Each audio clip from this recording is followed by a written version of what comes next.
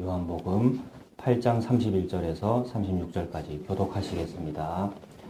그러므로 예수께서 자기를 믿은 유대인들에게 이르시되 너희가 내 말에 거하면 참으로 내 제자가 되고 그들이 대답하되 우리가 아브라함의 자손이라 남의 종이 된 적이 없거늘 어찌하여 우리가 자유롭게 되리라 하느냐.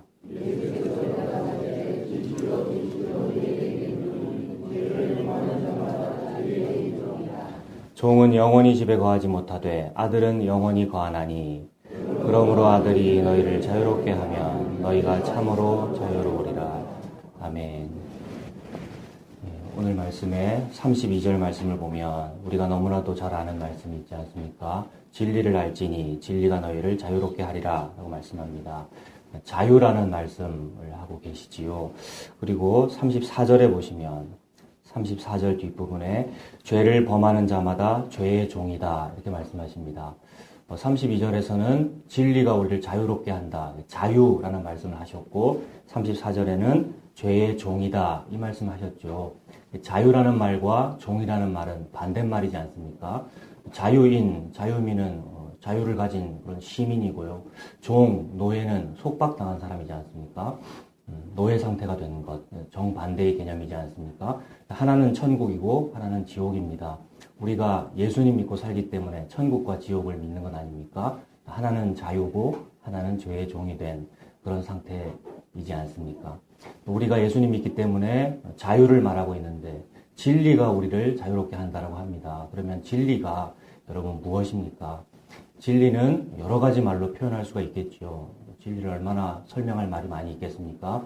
그런데 그 진리의 출발은 우리 예수님 십자가입니다. 십자가가 무엇입니까? 십자가는 살아있는 사람을 못으로 이렇게 박은 것이죠.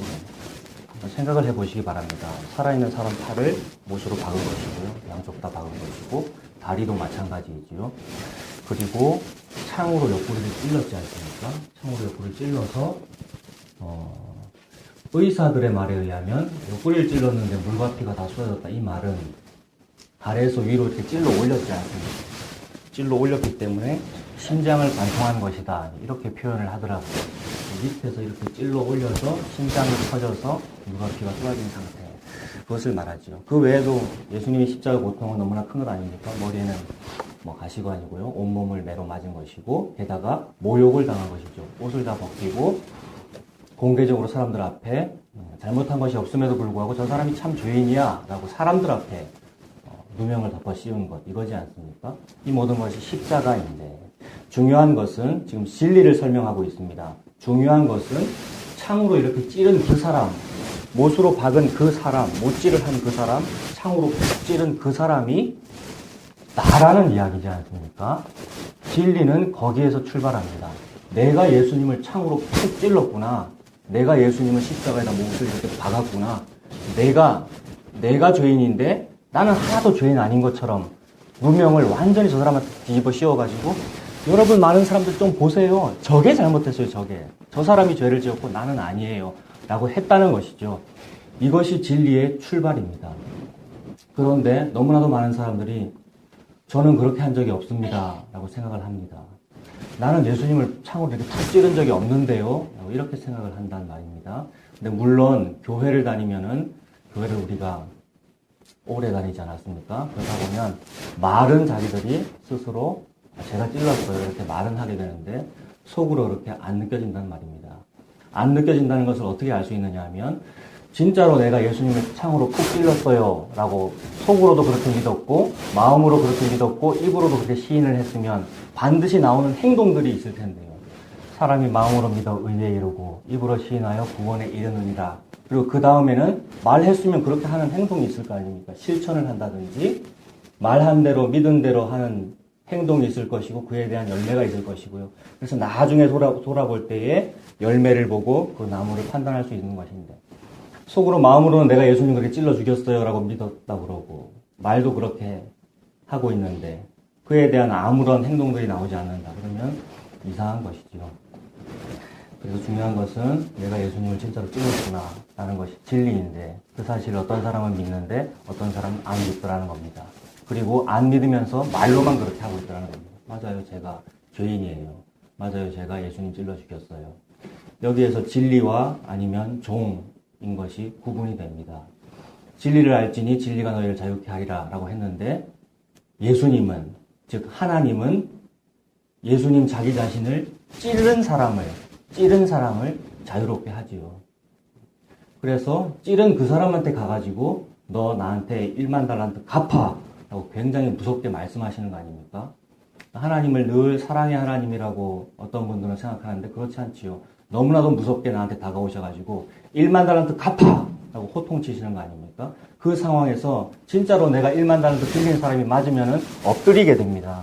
무섭고 엎드리고 갚기는 갚아야 되는데 도저히 어떻게 할지를 알지 못해서 그 앞에 두렵고 떨게 되죠. 예수님 참으로 찔렀다는 것을 인정하는 사람입니다.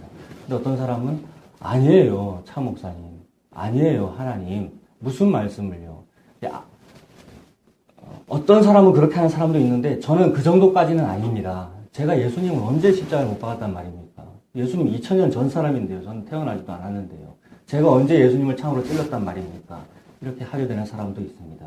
그 사람은 자기가 선악과를 먹었다는 사실을 못 느끼는 사람이지요. 예수님은 2000년 전 사람이고 아담은 그보다도 훨씬 더 전 사람인데 아담이 선악과를 씹어 먹을 때 저도 같이 먹었지 않습니까? 저도 같이 먹었고 여러분들도 같이 먹은 것이죠. 그것이 말로만 그래요. 말은 그렇게 할 수 있어요. 이런 것이 아니고요. 진짜로 내가 씹어 먹었구나. 진짜로 내가 예수님을 창으로 찔러 죽였구나. 요 사람에게 하나님이 가가지고 1만 달란트 갚아! 뭐 이렇게 하신 것이죠. 1만 달란트는 20만 년 연봉이지 않습니까? 너무나도 무서운 청천벽력 같은 하나님의 정죄가 저와 여러분에게 떨어진 것 아닙니까?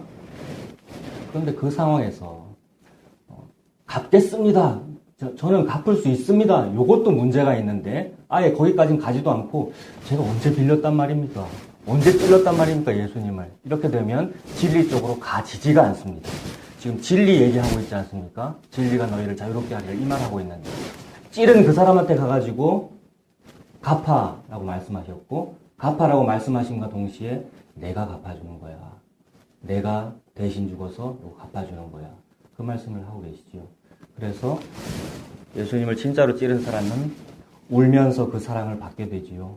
그것이 오늘 말씀의 진리가 너희를 자유케 하리라 그 말씀의 의미이고 오늘 찬송 부른 찬송가 가사의 의미이지요.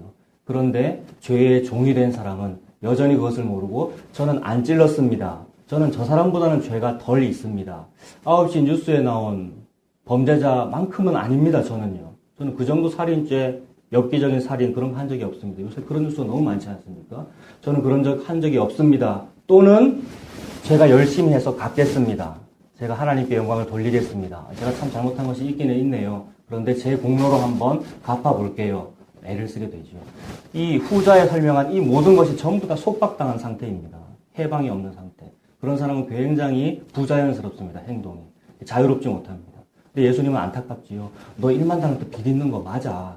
네가 나 죽인 거 맞아. 근데 그거를 내가 지금 해방시키겠다니까.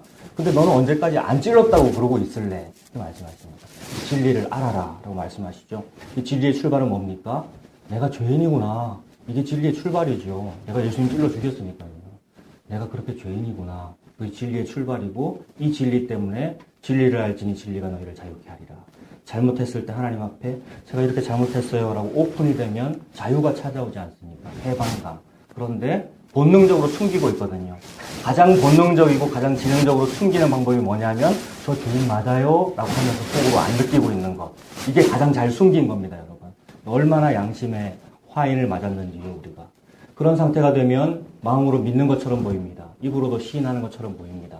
그래서 그렇게 하는 것처럼 보였기 때문에 행동이 안 나오지요. 마음으로 믿고 말을 그렇게 했으면 행동도 그렇게 나와야 되는데 나오지 않는단 말입니다. 그래서 그것이 가짜이지요. 진리의 반대말 가짜. 가짜면은 죄의 종이 된 상태입니다. 그 상태를 일컬어 지옥이라고 하지요, 여러분. 우리는 예수님 믿고 천국 가는 것인데 진리를 알고 진리 때문에 자유해가지고요.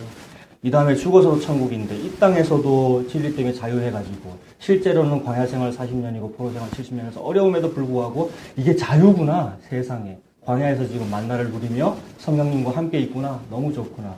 이런 진리의 자유로운 삶을 사시는 우리가 다 되시기를 바랍니다. 기도하겠습니다.